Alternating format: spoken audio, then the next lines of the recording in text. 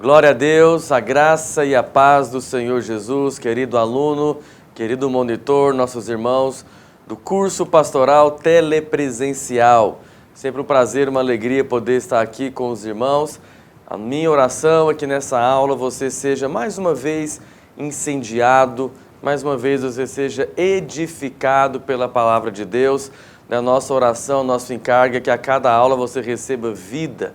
Você sabe, a nossa intenção como escola, como curso pastoral telepresencial, não é apenas passar para você conhecimento, ou apenas esse aspecto natural, né? Mas a nossa intenção, sim, é que você receba conhecimento, mas mais do que isso, né? Que você seja a cada aula transformado, edificado, casa para Deus, né? Que você receba da vida, que o rio da vida de Deus possa fluir através de você, nessa sala de aula, na sua casa, na sua família, no seu trabalho, em cada área da sua vida. Essa é a nossa oração, né? Nós cremos nisso.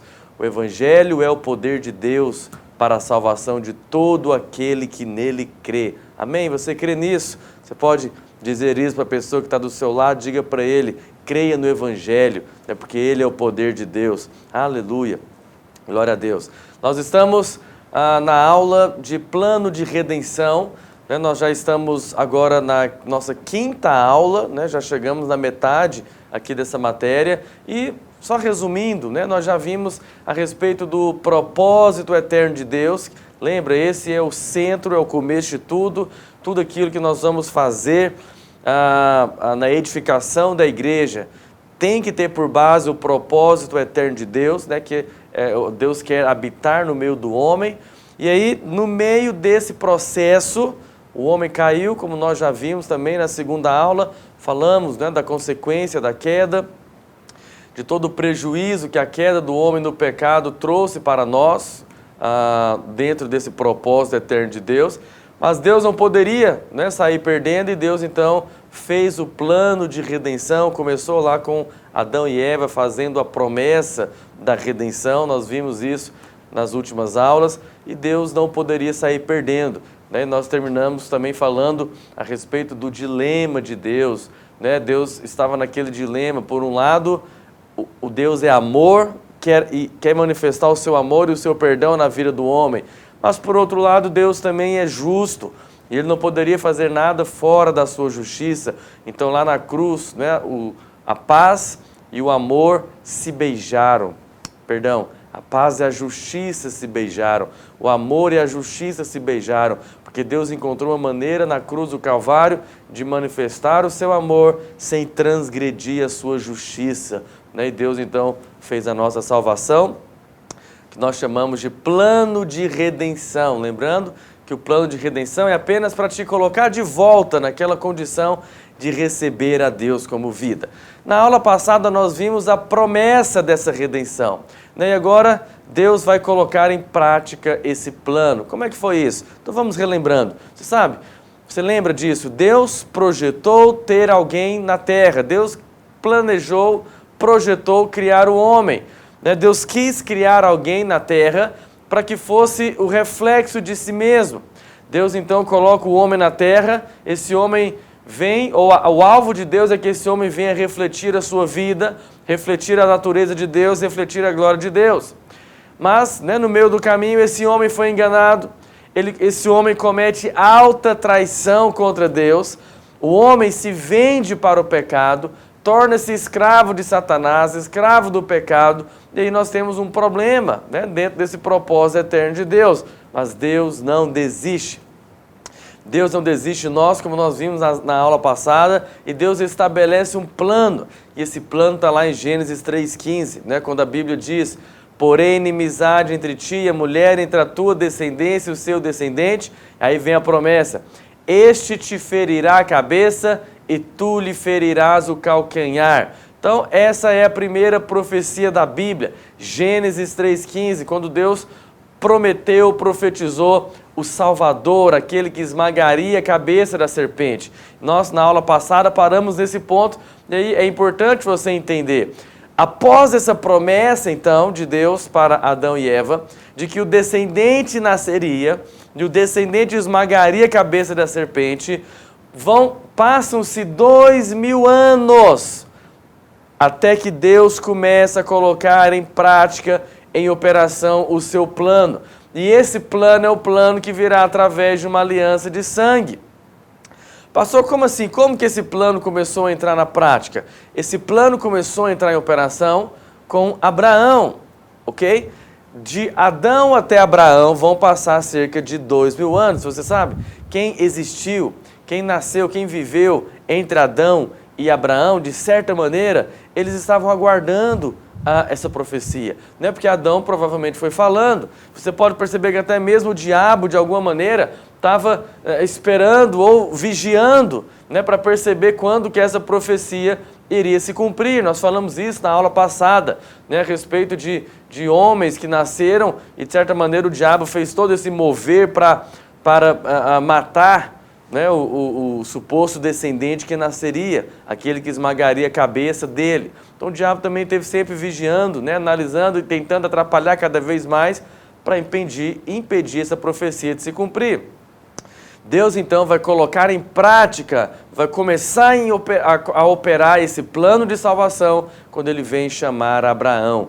Quando ele vem ali para Abraão, você sabe, é glorioso isso, porque tudo começou em Deus. Todo o plano de salvação começou em Deus. O pecado começou com o homem pecando, né, sendo enganado pela serpente, mas a salvação é totalmente obra de Deus. Já para Adão e Eva, ele que prometeu a salvação. Aí quando você pensa aqui em Abraão, né, isso fica mais claro ainda, porque Abraão está lá em Ur dos Caldeus, Abraão está vivendo uma vida totalmente alheia às promessas de Deus. Abraão não está, talvez Abraão está nem sabendo de descendente que vai nascer para esmagar a cabeça da serpente. Abraão estava alheio a isso, vivia numa cidade idólatra, possivelmente era um idólatra também. É Deus que vai até ele, é Deus que o chama, é Deus que o tira, não é? Daquela condição de idolatria. É Deus que o tira lá de Ur dos Caldeus e fala para ele ir para uma terra que te mostrarei e vai fazer dele uma grande nação e a partir dele vai abençoar todas as famílias da terra. Deus então chama Abraão para começar a colocar em operação o seu plano de salvação e obviamente ele está linkado com o propósito eterno de Deus. Deus só quer fazer e estabelecer o plano de salvação para colocar o homem de volta naquela condição, não é? De receber a Deus dentro de si. Então quando Deus chama Abraão para andar com, na verdade Abrão, né? Ainda não tinha aliança, Deus chama Abrão para estabelecer com ele uma aliança de sangue. Pastor, o que é uma aliança de sangue? Uma aliança de sangue é um contrato tão sagrado entre duas partes que jamais poderá ser quebrado, sob pena de morte. Não é? Por esse contrato, todas as coisas se tornam em comum. Uma aliança de sangue é bem parecido ou bem próximo daquilo que nós vemos num casamento. Não é? No casamento, tudo aquilo que é meu se torna da minha esposa. O meu recurso agora é dela. A minha proteção também agora é dela. A minha casa agora é dela. Né? Tudo se torna em comum. O que é meu se torna seu. O que é seu se torna meu. E a partir de agora, quando você tem uma aliança de sangue, as pessoas se tornam parceiros de aliança, né? Eles se tornam cabeças de aliança. O que é meu se torna seu, o que é seu se torna meu. E o mais precioso, eu não preciso pedir coisa alguma, eu posso chegar e pegar. Por quê? Porque já são minhas, né? Existe uma aliança.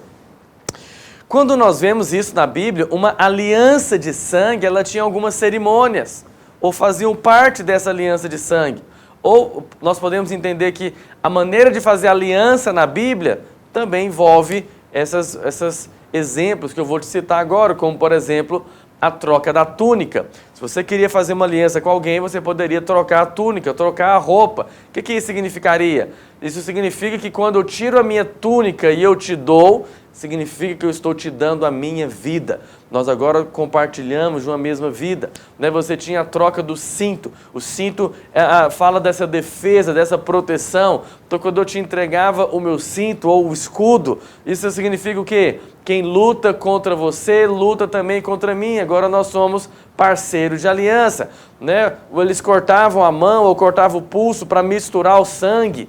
Isso significa o quê? As nossas vidas estão se misturando. E a partir de agora nós temos uma aliança de sangue. Uma maneira comum, né, que fazemos até hoje em dia, o comer o pão e o beber o cálice. O comer juntos, né, o pão e o vinho. O que isso significa? Que a minha vida está entrando na sua e a sua vida está entrando na minha. E a partir de agora somos irmãos de sangue, irmãos de aliança.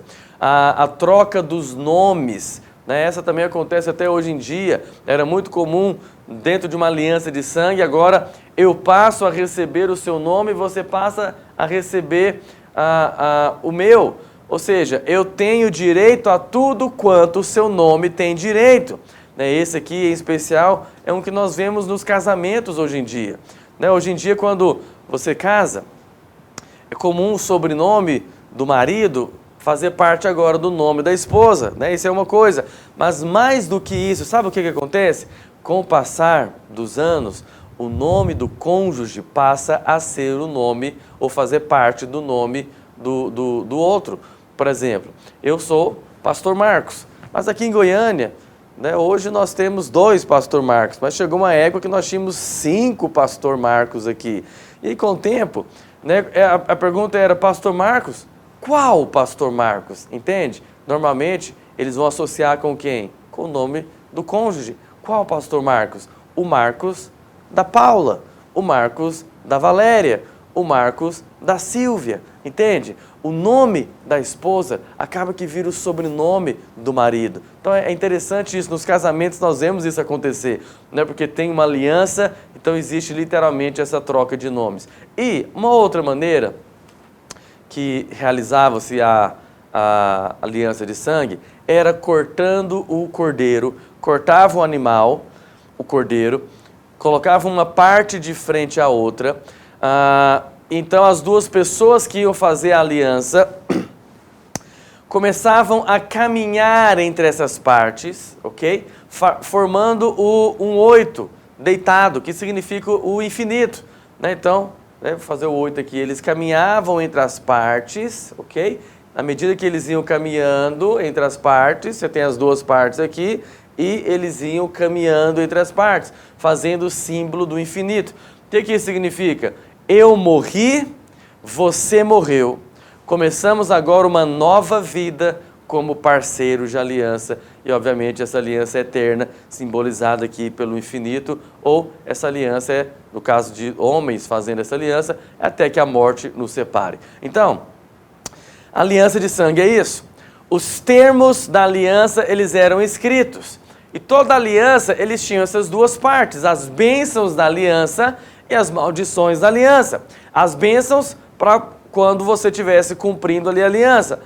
E as maldições se porventura alguém quebrasse a sua parte da aliança. Então é importante dizer isso. Quando Deus veio ao encontro do homem, ele não veio pelo engano, mas ele veio por uma aliança de sangue. Por quê?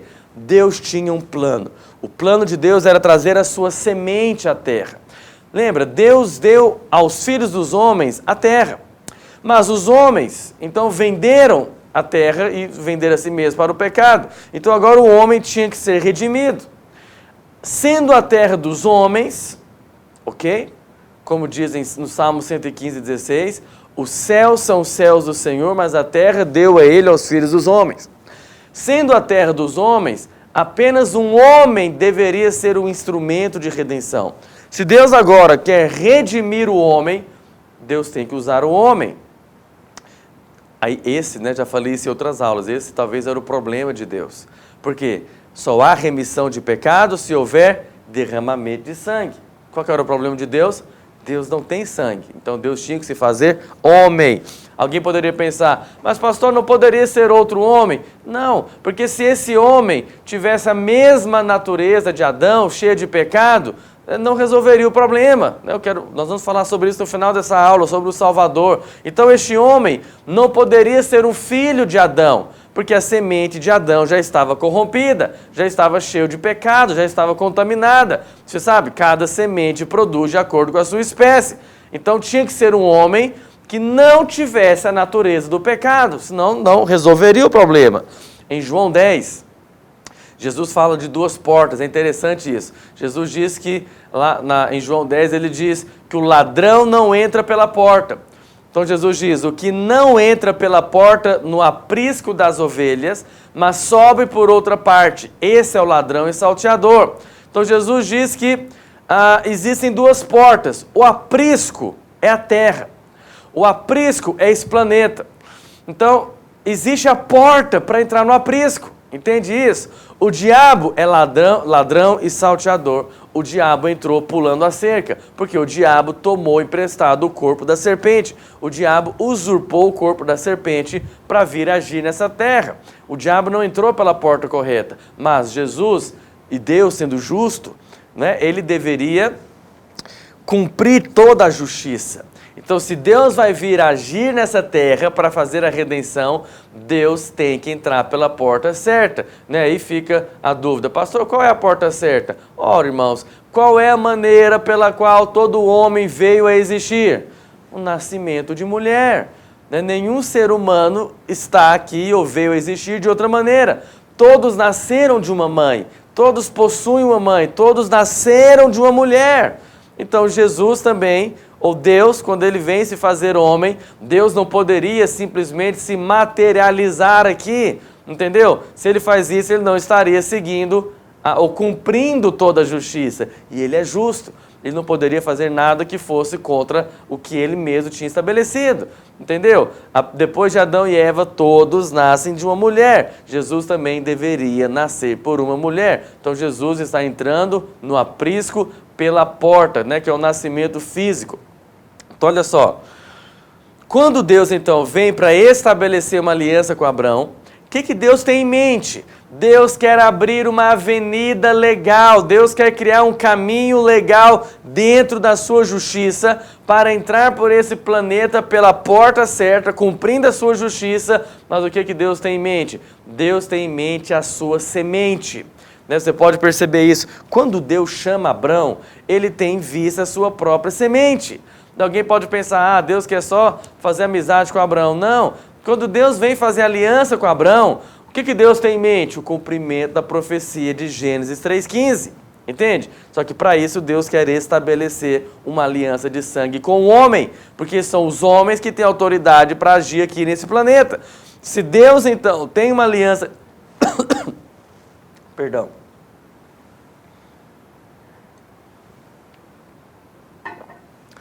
Se Deus tem uma aliança de sangue com o homem, então Deus tem o homem aqui na terra. Deus pode usar esse homem para ser um instrumento pelo qual Deus vai trazer a salvação. Deus vai trazer o Messias para o homem. Então, quando Deus fala para Abraão, sai da tua terra, da tua parentela, para uma terra que te mostrarei. Você percebe? Deus está tirando Abraão dessa condição de idolatria. Mas isso mostra o tanto que a salvação inicia-se em Deus. É Deus que chama Abraão. Não é Abraão que chega em Deus falando, Deus, tive uma ideia, vamos fazer algo aqui para resolver o problema. Não. Você percebe que a intenção de salvar o homem parte de Deus e não do homem. A intenção de trazer o Salvador e resolver o problema do homem é totalmente de Deus, porque Ele te ama. Diga amém por isso. Aí Deus fala para Abraão, abençoar-te-ei e tu serás uma bênção, e em ti serão benditas todas as famílias da terra. Mas como que Abraão poderia abençoar todas as famílias da terra? Aqui vem a resposta. Pode colocar aí para mim a projeção. Gálatas capítulo 3, versículo 15. Olha o que a Bíblia diz. Deixa eu ver se vai dar certo aqui de sublinhar. Olha o que diz. Gálatas capítulo 3, versículo 15. Ok? Olha o que diz. Irmãos, falo como homem. ainda que uma aliança seja meramente humana, uma vez ratificada, ninguém a revoga ou lhe acrescenta alguma coisa. Ou seja, se a aliança, se ela for meramente humana, mesmo que tenha sido feita entre homem e homem, ninguém pode revogar, ela está valendo. Agora imagine uma aliança feita entre Deus e o homem, né? Bem mais poderosa. Vamos continuar. Ora, olha isso. As promessas foram feitas a Abraão e ao seu descendente. Agora, Paulo mesmo vai explicar, olha o que diz. Não diz e aos descendentes, como se falando de muitos, porém, como de um só, e ao teu descendente, que é quem? Você nem precisa fazer exegese, está aqui, ó. Quem é o descendente? Cristo. Então, a promessa foi feita para Abraão e ao seu descendente, que é Cristo. Olha, irmãos, é o apóstolo Paulo que está dizendo isso, não sou eu. Então, olha só, quando Deus olha para Abraão, para fazer uma aliança com Abraão, ele está vendo quem? A promessa do descendente que vai nascer, daquele que vai esmagar a cabeça da serpente. Esse é o plano de Deus. Então você percebe que quem é abençoado? As promessas, na verdade, foram feitas para quem? Para Abraão e o seu descendente, que de maneira figurada aponta para Cristo. O teu descendente é Cristo. Então fica aqui, tem algo importante. Você pensa, pastor, quem que é abençoado? Eu sou abençoado? Não, não é você necessariamente. Cristo é abençoado, entende? As promessas são para Cristo. Então é por isso que você tem acesso às promessas de Deus para Abraão quando você está em Cristo, se você nasceu de Cristo. Então, se você nasceu de novo, se você está em Cristo, então sim, Deus tem sim as suas promessas para você. As promessas de Deus para Abraão vão se cumprir na sua vida, ok? Mas quem é que é o abençoado? A promessa foi feita para Abraão e para o seu descendente, que é Cristo, ok? Então, quando Deus então chama Abraão e vai estabelecer com Abraão uma aliança, todos aqueles rituais que eu te mencionei, ou boa parte deles, eles acontecem. Eles são seguidos para Abraão, né? Então Deus chega para Abraão e ao invés de dar a túnica, Deus fala ali para Abraão, eu sou o teu escudo, quem luta contra ti, luta contra mim, né? Tu estás oculto em mim. Aí Deus pede para Abraão pegar lá 3 animais e começar aquela cerimônia de cortar o cordeiro. Sabe o que é interessante? Abraão não espera por nenhum detalhe, porque Abraão entendeu ou percebeu que Deus estava estabelecendo com ele uma aliança. Abraão então parte os animais ali ao meio, coloca as metades uma de frente para a outra, isso tudo está lá em Gênesis 15, você estudou isso já aqui. Abraão espera então que Deus comece a vir para caminhar entre as partes, porque Abraão entendeu que Deus ia fazer uma aliança com ele. Mas aí a Bíblia diz que aves de rapina vieram para comer as carnes ali da cerimônia da aliança. Esse é o símbolo de Satanás, que sempre quer atrapalhar, destruir a aliança, né? Antes mesmo que ela aconteça, o diabo estava ali tentando atrapalhar. Mas aí a Bíblia diz o quê? Abraão, ao ficar esperando isso acontecer, ele acabou dormindo. E quando ele acorda, o que ele vê? Gênesis 15, 17 diz, eis que caminhando por entre as partes estão 2 pessoas. Mas o que Abraão viu? Um fogareiro fumegante e uma tocha de fogo, caminhando entre as partes, fazendo a aliança. O fogareiro fumegante é Deus Pai, a tocha de fogo é Jesus. Você sabe, ali, Jesus já estava assumindo o lugar do homem. É por isso que a nossa aliança, nós devemos estar em Cristo, porque a aliança eterna é entre Deus e Cristo. Então, quando nós estamos em Cristo, nos fazemos participantes dessa aliança. E as promessas de Deus para Cristo também valem agora para nós, porque você está em Cristo. Mas, olha, pastor, alguém pode perguntar, mas não foi Abraão que caminhou ali? Será que essa aliança realmente valeu? Olha, nós temos as evidências de que a aliança valeu. Por exemplo, após a cerimônia da aliança, Deus ordenou que Abraão se circunde.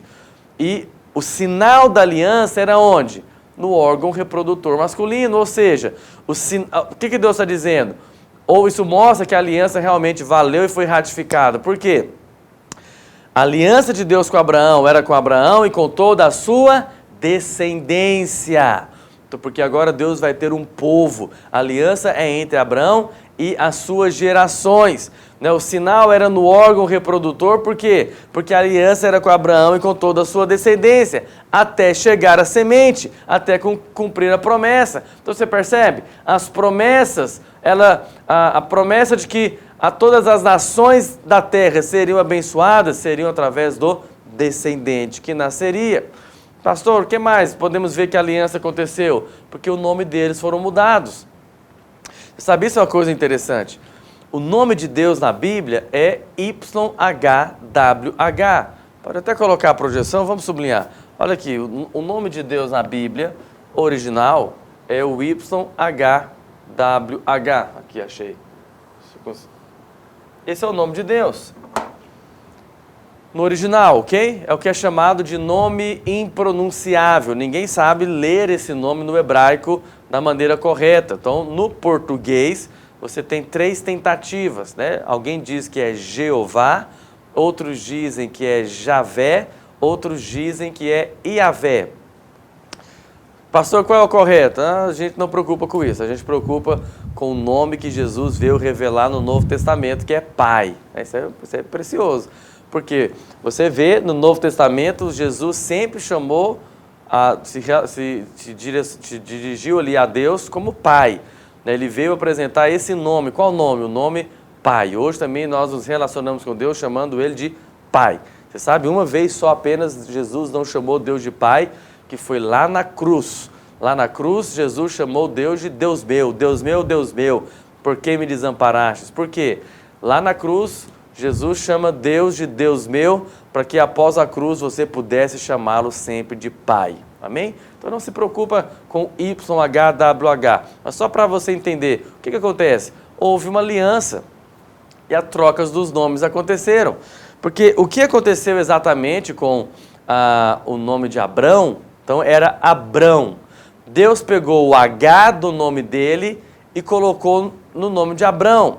Aí no português, né, maneira mais fácil de você entender isso, Abrão virou Abraão. Mas seria um Abrahão, que é o H, o sopro de Deus, entende? Então você percebe? O nome de Abraão mudou. Olha para você ver o tanto que a aliança realmente aconteceu.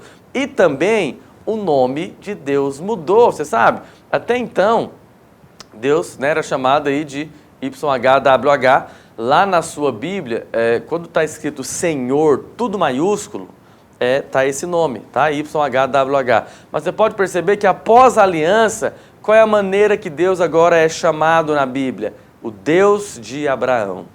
Ou seja, você percebe? Abraão virou sobrenome.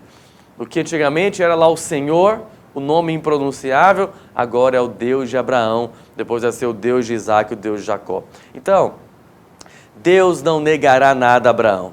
Nós sabemos disso, Deus é fiel, Deus vai cumprir a sua parte da aliança. Mas qual era a dúvida? Será que Abraão negaria algo para Deus?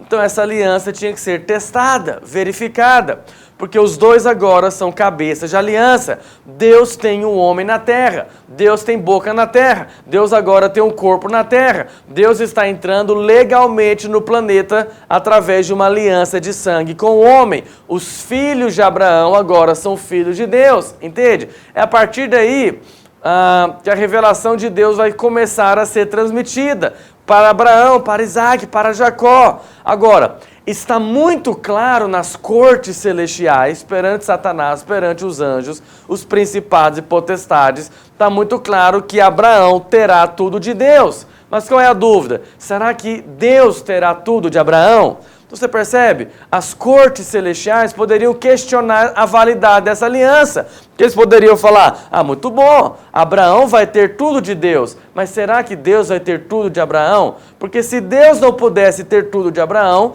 eles poderiam acusar que essa aliança era unilateral e talvez não teria valor. E é aí que você vê a grande prova da aliança. No capítulo 22 de Gênesis, Deus chega para Abraão e fala o que? Abraão, dá-me o teu filho. Dá-me o teu filho. Deus pede para Abraão o filho gerado da promessa. Deus fala para Abraão, Abraão, dá-me teu filho, teu único filho, a quem amas em sacrifício.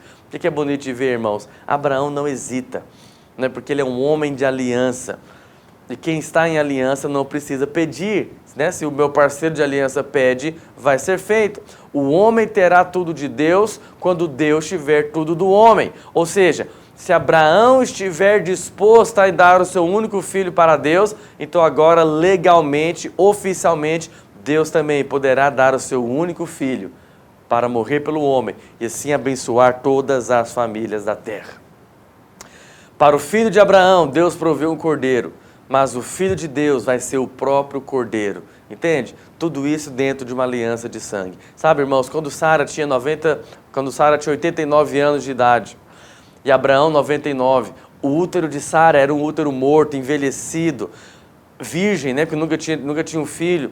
Mas o anjo chega para Sara com uma palavra, a palavra é a semente, né, e o anjo fala para Sara: dentro de 1 ano tu darás à luz um filho. E a palavra de Deus, que é a semente, que é vida, penetra no útero morto de Sara, naquele útero virgem, e o filho da promessa vem. Isaac nasce, ele é único, ele é amado, ele é precioso, ele é o filho amado, ele é o propósito de Deus ali na vida de Abraão.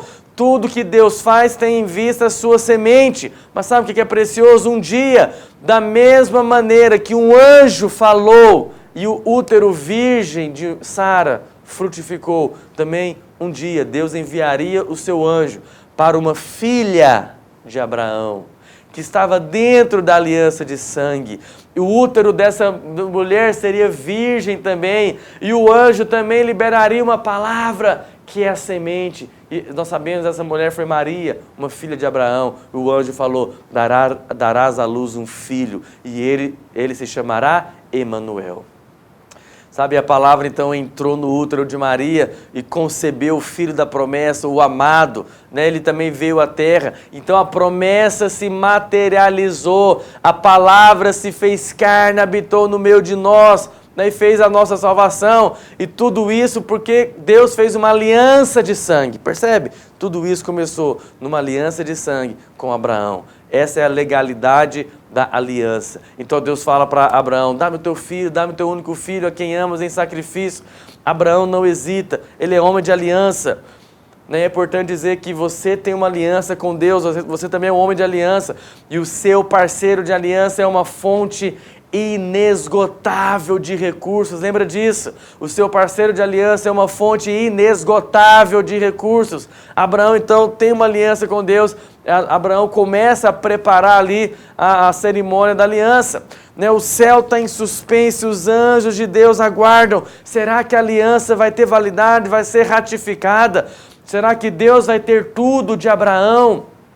Será que Abraão vai cumprir a sua parte na aliança? Abraão, ele não hesita, ele pega o seu filho, pega ali o machadinho, pega a madeira e vai então em direção ao monte do sacrifício. Durante 3 dias, a sentença de morte está colocada sobre Isaac.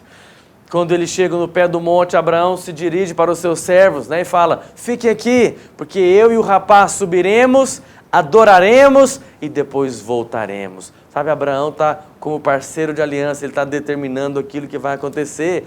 Abraão está dizendo: eu não sei como voltarei, mas voltarei, porque Deus disse que em Isaac ele chamaria a minha descendência. Ou seja, Abraão sabia que Deus era poderoso para ressuscitar Isaac dos mortos, mesmo que ainda isso nunca tivesse acontecido, né? Você percebe o tanto que a fé de Abraão amadureceu, né? Que Abraão estava descansando nas promessas de Deus, mesmo que ele sacrificasse Isaac. Abraão sabia que Deus era poderoso. Aí então, né, Abraão está preparando a cerimônia, está perto ali de imolar Isaac, quando Isaac faz a pergunta crucial. Isaac pergunta: pai, está aqui o cutelo, está aqui a madeira, está aqui o altar, mas cadê o cordeiro? Nessa hora eu acho que a Trindade se inclinou para ouvir. Os anjos pararam, houve silêncio no céu. Todo mundo queria ouvir o que Abraão vai falar. Cadê o cordeiro? Abraão levanta os seus olhos para o céu, como homem de aliança, como parceiro de aliança. Ele vai e diz, né, uma grande profecia. Ele diz: meu filho, Deus proverá para si mesmo o cordeiro. Deus proverá o cordeiro. A voz de Abraão soou lá da terra até o trono de Deus.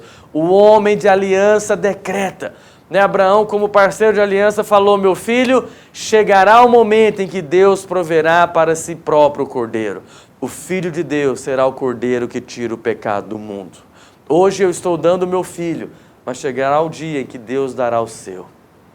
Por isso, naquele momento, aquele monte foi chamado, ou ali você tem a revelação do nome de Deus, Jeová Jirê, o Senhor proverá. Proverá o quê? O cordeiro, a salvação, entende?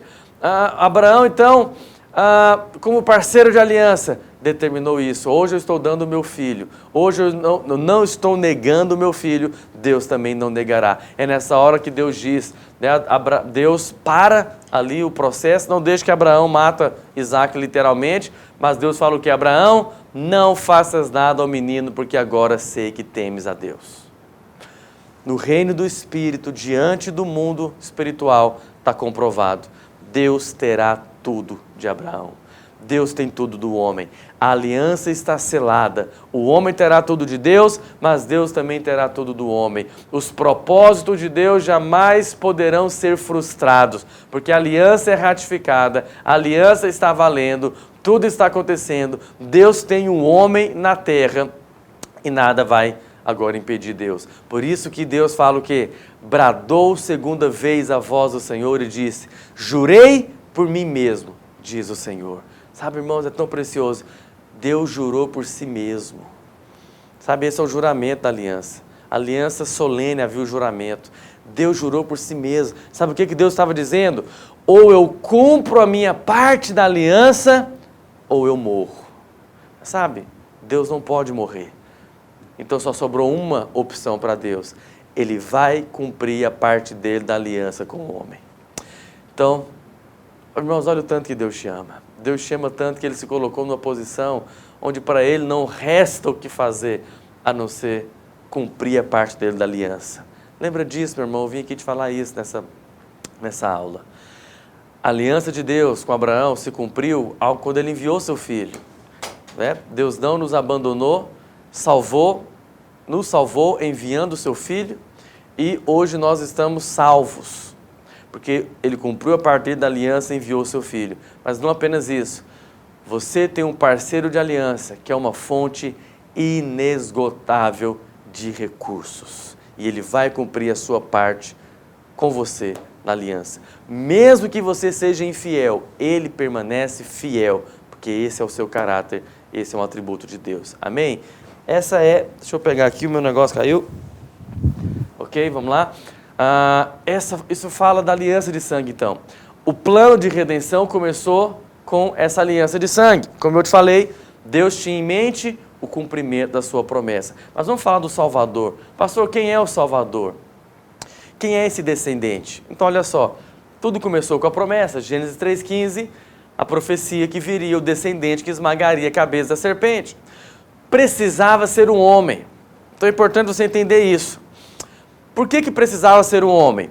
Porque para fazer a ponte entre Deus e o homem, precisava ser Deus para pegar na mão de Deus, precisava ser homem para pegar na mão do homem. Então somente um homem Deus podia fazer a ligação entre Deus e o homem. Precisava ser um homem para ter legalidade para agir aqui na terra, como eu te falei ali da aliança de sangue, porque a terra foi dada para os filhos dos homens. Precisava ser um homem para revelar Deus aos homens de uma forma compreensível aos homens, entende? Se Deus vem na sua forma de Deus, isso assustaria os homens, mas se Deus vem agora em forma de homem, o homem agora pode entender mais de Deus. Deus pode se revelar ao homem de maneira compreensível. Precisava ser um homem para fazer essa reconciliação entre homem e Deus. Precisava ser um homem, porque foi um homem que pecou. Então, se um homem que pecou, e diga-se de passagem, quando Adão pecou, ele era inocente, ele não tinha pecado, ou seja, quem pecou foi um homem sem pecado. Então agora, se alguém vai pagar o preço, tem que ser também alguém que não tenha pecado. Então por isso que Jesus precisava vir como homem, mas sem a natureza do pecado. Entende? Essa é a diferença. Qual a diferença, de nós para Adão. Quando Adão nasceu, ele nasceu sem pecado, ele veio esse mundo sem pecado. Nós não, nós já nascemos com o pecado, nós já nascemos com a natureza do pecado. Então você percebe, para pagar o preço, nós já não conseguimos, porque quando o homem caiu, foi um homem sem pecado que cometeu a primeira falha. Então agora, para pagar o preço, tem que ser equivalente, tem que ser também alguém sem pecado que vai entregar a sua vida. Por isso não adiantaria apenas eu morrer, né? Porque eu já estou corrompido. Então, tinha que ser um homem sem pecado. Então aqui você tem algumas coisas importantes. Jesus, ele não tem nada da natureza de Maria, entende? Maria é apenas barriga de aluguel. Maria é apenas a porta pela qual Jesus vai nascer. Mas Jesus não tem natureza de Maria, porque a natureza de Maria também é de pecadora. Ela também era uma pecadora e precisava de salvação, como ela diz nos evangelhos do seu cântico, né? O meu Redentor vive. Então ela também precisava de salvação. Mas Jesus então Jesus nasceu como Adão, entende? Adão veio sem pecado, Jesus também veio sem pecado. E Jesus deveria viver uma vida e não cometer nenhum pecado, né? Senão também não valeria a pena. Jesus conheceria toda a condição humana, né, da vida humana, para poder fazer o seu sacrifício. E ele precisava ser um parente próximo. Você sabe, isso é, quando você estuda Levítico, você vê ali a lei da terra, para alguém redimir a terra, para alguém redimir um homem. Então, quero encerrar contando esse exemplo. Jesus precisava ser um parente próximo. Pastor, o que isso significa? Lá na lei da redenção da terra, da redenção da escravidão, o que você percebe? Quando um homem lá em Israel acabava se tornando escravo do pecado, acabava se tornando escravo ali de outro homem, me perdoa, era feito um escrito de dívida. Não é? Isso era colocado ali diante do juiz, e agora aquele homem era escravo lá do seu vizinho, por exemplo. Então, esse homem como escravo, ele só deixaria de ser escravo se ele pagasse a sua dívida, ok? Ou se viesse um parente próximo. O parente próximo poderia vir e pagar a dívida. Então você percebe que para tirar o homem da escravidão, deveria ser um parente próximo. Segundo, o parente próximo deveria ter recursos para pagar a dívida. Terceiro, o parente próximo deveria estar disposto a pagar a dívida, não é? Não bastaria apenas ter o recurso, ele deveria pagar a dívida, está disposto. Então Jesus tinha que se fazer o parente próximo. Por isso que para fazer a redenção do homem tem que ser outro homem. Por isso Deus tinha que se fazer homem. Então, ser um parente próximo. Segunda coisa, tinha que ter o recurso para pagar a dívida. Então, como eu te falei, eu que já nasci no pecado, eu não tinha o recurso suficiente para pagar a dívida. Porque o recurso suficiente era uma vida sem pecado. Quando o homem pecou, ou quando o homem nasceu, ele não tinha pecado. Então, para pagar o preço, tem que ser também o sangue de alguém que não cometeu o pecado. Consegue entender isso? Tem que ser equivalente. Eu já não dá, eu já pequei, né? Todos pecaram. Por isso que mesmo que eu quisesse entregar minha vida por alguém, não resolveria o problema. Porque eu não tinha condições de pagar a dívida. Então você percebe que somente Cristo, somente Deus tinha condições de pagar a dívida. Ou seja, tinha que ser um parente próximo que tinha condições de pagar a dívida. E esse parente próximo tinha que estar disposto a pagar a dívida. É aqui que você entende também o tanto que Deus te ama. Você sabe, irmão, quando Jesus estava no jardim do Getsêmani, né, Jesus orou, Senhor, falou, Pai, faça-se a tua vontade, não a minha. Né, se possível, passe de mim esse cálice. Sabe, tem algo importante acontecendo ali. Você sabe, naquele momento, se Jesus não quisesse morrer por nós, ele poderia voltar para o céu. Se Jesus falasse assim, Pai, está pesado demais, eu não vou morrer na cruz para salvar um homem e eu quero voltar para o céu. Você sabe, o céu não poderia impedir Jesus de voltar. Você pergunta, pastor, por quê? Porque Jesus não tinha pecado, entende? Jesus poderia voltar. para o céu. Jesus não tinha pecado. Jesus seria aceito no céu. Mas é aqui que você percebe que Jesus não apenas se fez um parente próximo, não apenas tinha condição de pagar o preço, mas como ele quis pagar o preço. Você entende? Jesus poderia voltar ao céu, porque ele não tinha pecado, mas ele não quis voltar ao céu sem que antes ele resolvesse o seu e o meu problema. Ele quis primeiro pagar o preço do pecado. Ele estava disposto a pagar o pecado. Então ele era o Salvador. Ele viveu uma vida sem pecado, nasceu sem pecado, viveu sem pecado e pagou o preço. Ele pagou o preço. Jesus viveu uma vida absolutamente justa na sua natureza e ele estava disposto, ele se dispôs a ser o substituto do homem. Por isso que ninguém matou Jesus, entende isso? Os judeus não mataram Jesus, foi Jesus que entrou na morte, ele que entregou a sua vida, mas ele não se suicidou. Não fique achando que ele se suicidou, porque ele estava preso, as mãos estavam presas, os pés estavam presos. Ninguém consegue se suicidar ou se matar com a mão presa e o pé preso. Por isso que Jesus não se suicidou. Jesus entrou na morte. Ele entregou a sua vida para pagar o preço. Jesus veio, irmãos, é impressionante. Jesus cumpriu todas as promessas a respeito dele no Velho Testamento. Foi profetizado que ele nasceria de uma virgem, foi profetizado que ele nasceria em Belém, foi profetizado que ele seria ungido para o seu ministério. Foi falado com precisão do ano, o mês e o dia, no lugar onde ele morreria, que seria numa Páscoa. As profecias falavam que ele entraria na morte e ressuscitaria no terceiro dia. Então, se você estudar a respeito de Cristo, ele cumpriu todas as profecias. Todas as profecias a respeito de Cristo do Velho Testamento são cumpridas em Cristo. João 1 diz que Jesus era a palavra, depois diz no versículo 14 que o verbo se fez carne, habitou entre nós, viveu uma vida humana.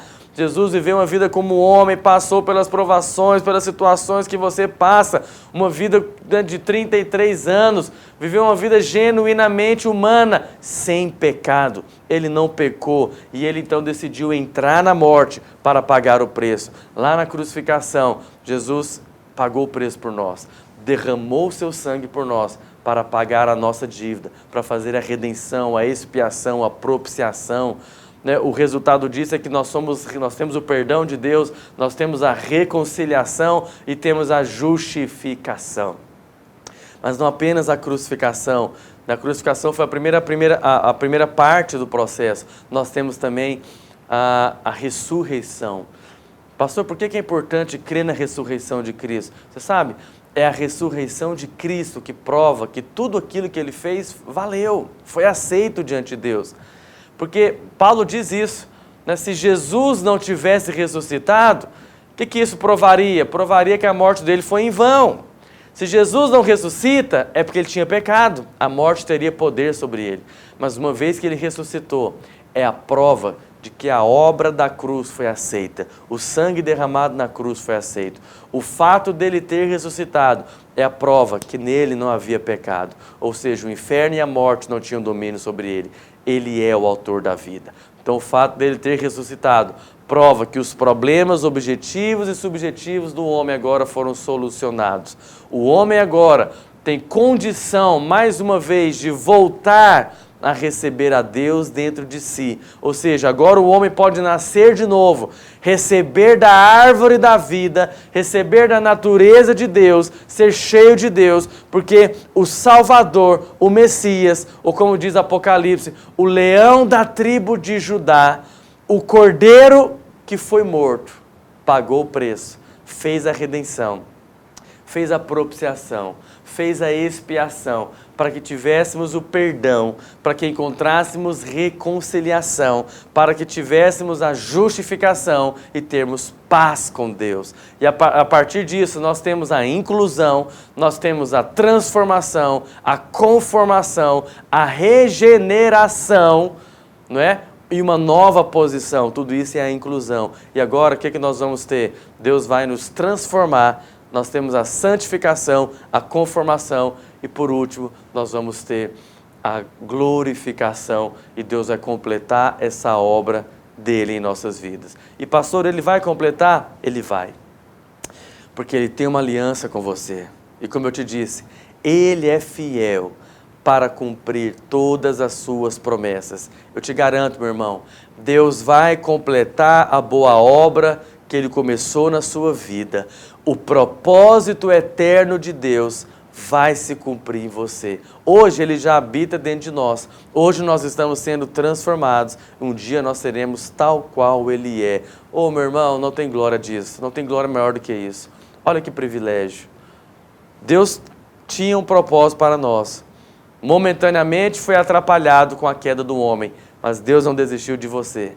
Fez uma aliança com o homem, fez uma aliança com Abraão para trazer a semente, para pagar o preço, para cumprir as promessas, para fazer a redenção, e hoje nós podemos receber a Deus de novo dentro de nós para cumprir o seu propósito eterno. Amém? Deus te abençoe.